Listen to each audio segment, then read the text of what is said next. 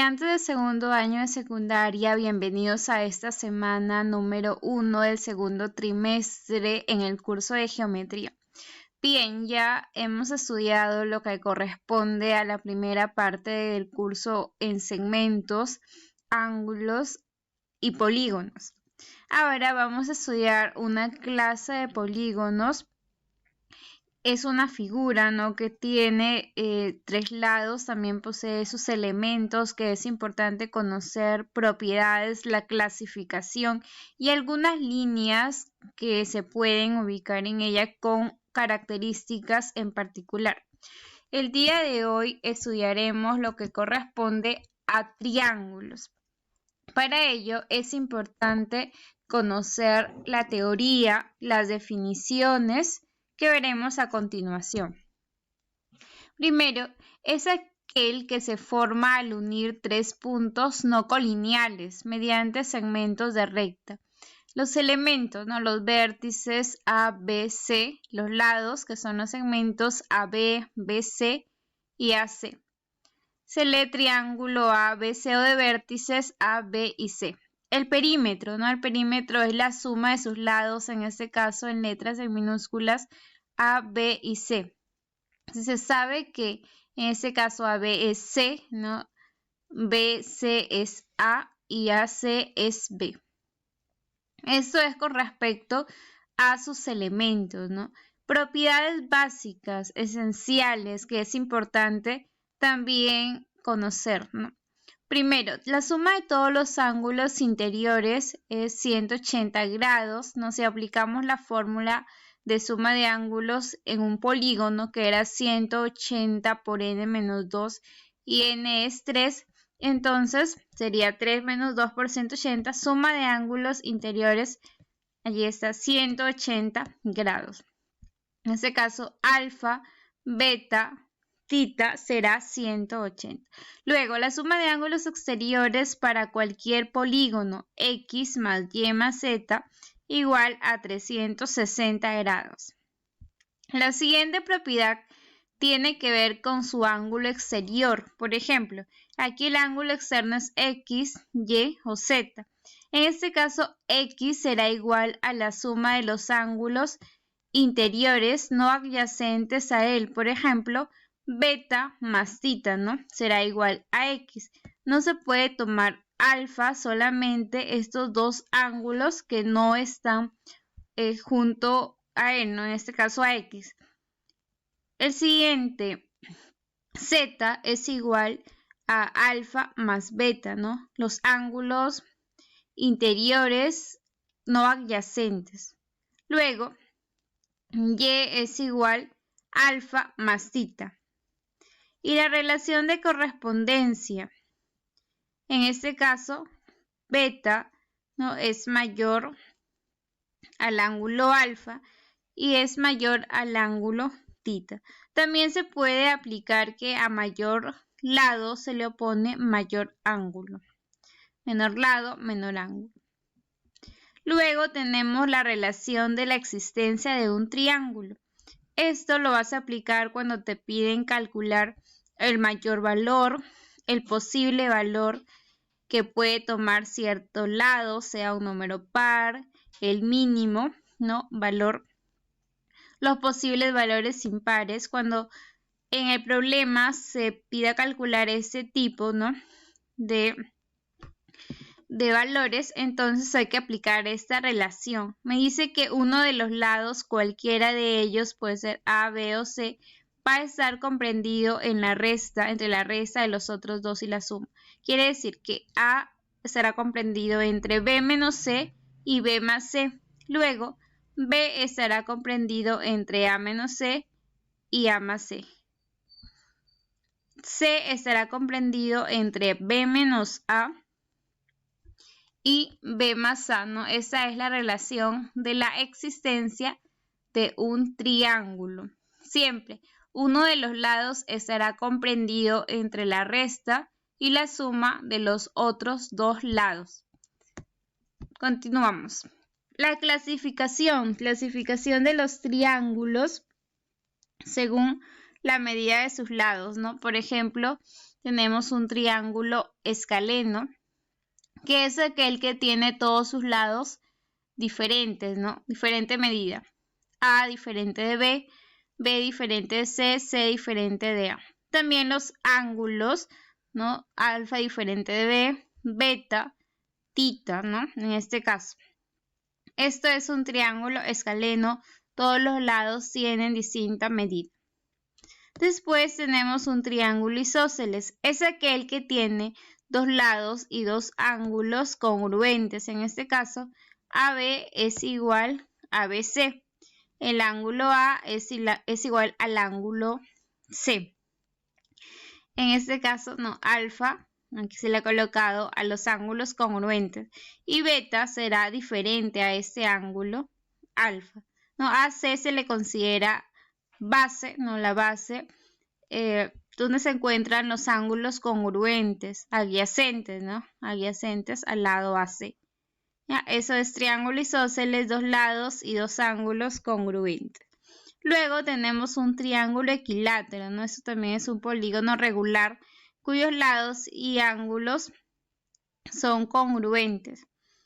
Cada uno de ellos mide 60 grados. Según la medida de sus ángulos, triángulos acutángulos, donde los ángulos son menores a 90 grados, alfa, beta y tita. Triángulos acutángulos. Triángulo rectángulo, no, alfa más beta es 90 grados y en este caso se aplica un teorema de Pitágoras, ¿no? La suma del cuadrado de los catetos es igual al cuadrado de la hipotenusa al cuadrado más b al cuadrado es igual a c al cuadrado. Triángulo obtusángulo. Beta, en este caso, es un ángulo mayor a 90 grados, ¿no? Y los otros dos son ángulos agudos, menor a 90 grados. Entonces, según la medida de sus ángulos, acutángulo, rectángulo y obtusángulo. Y según la medida de sus lados, escaleno, isósceles y equilátero. Algunas líneas notables tenemos por aquí, ¿no? Lo que es la altura, ¿no? La altura, la cebiana, también tenemos la mediatriz, ¿no? La mediana. Estas líneas son aquellas que tienen una función en específico, ¿no? En cada triángulo, cada una de ellas cumple, ¿no?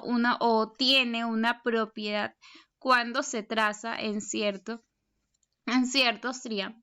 Entonces, la altura, primero, en un triángulo rectángulo es aquella que en este caso forma un ángulo de 90 grados, puede ser cualquiera de los catetos HB o HC.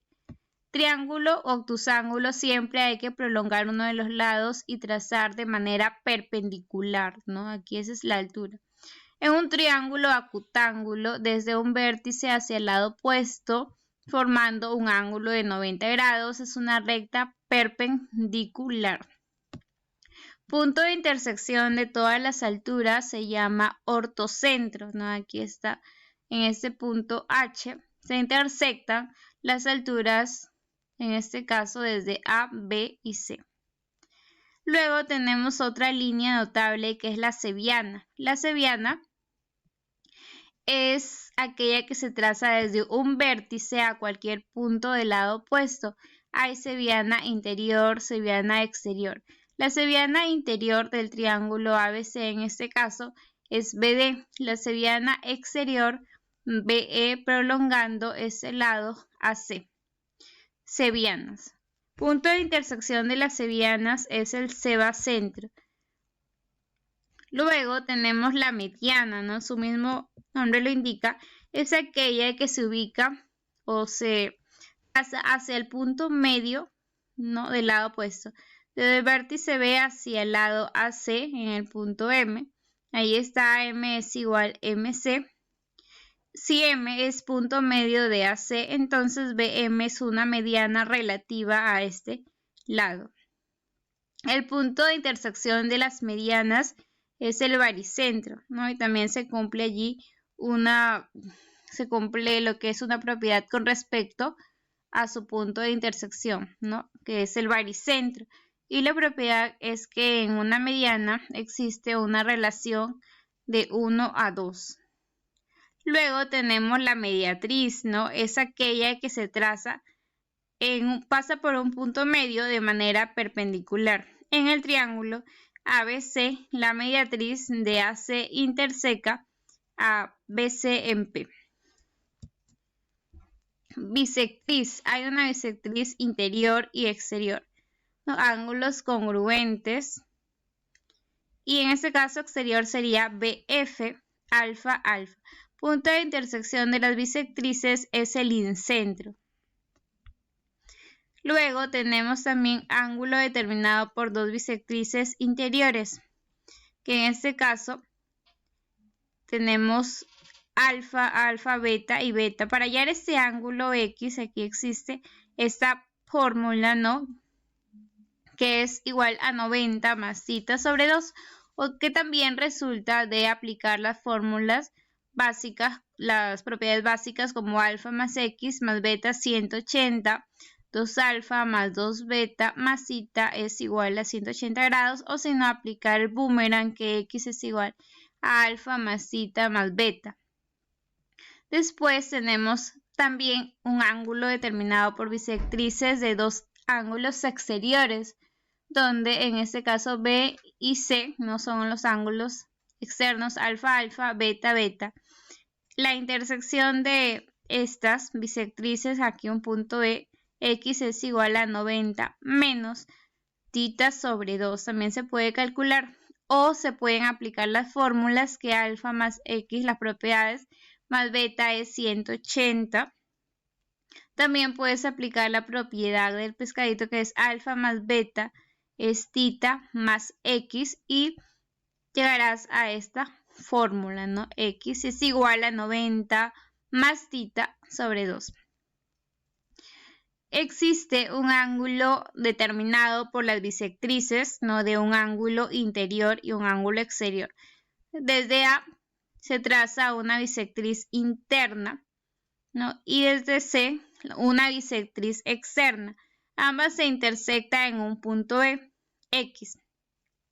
Tenemos alfa, alfa, beta y beta, y aquí se ha colocado una variable θ. X será igual a la mitad, ¿no? De este ángulo. O también puedes aplicar las fórmulas.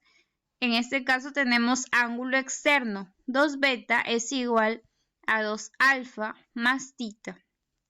O suma de ángulos, ¿no?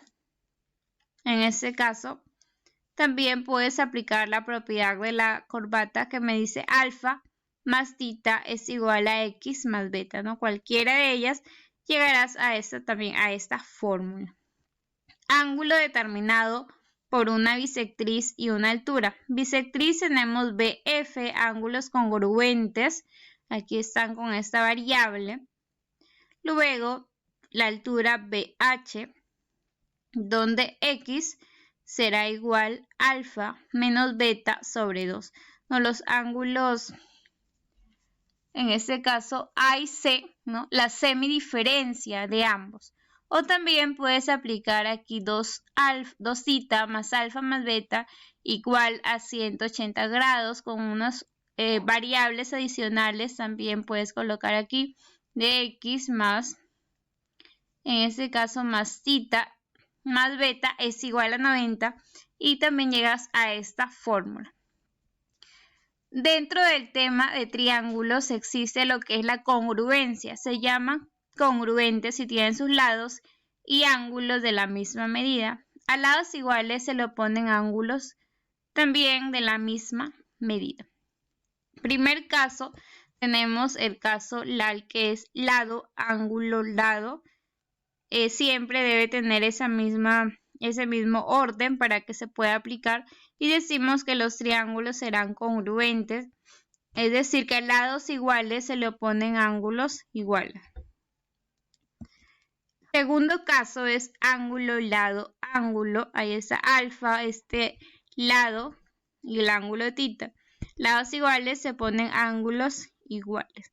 Luego tenemos el caso, ¿no? 3L y el caso ángulo lado, lado. 3L, lado, lado, lado y ángulo, lado.